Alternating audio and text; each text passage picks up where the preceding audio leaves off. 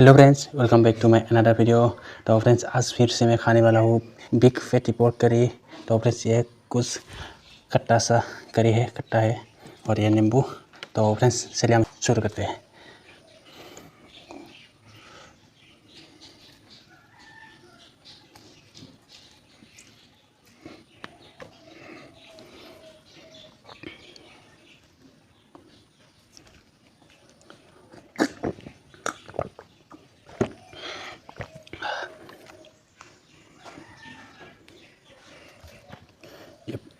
ये पोटैटो है, इसके साथ ही बनाया था। ओह,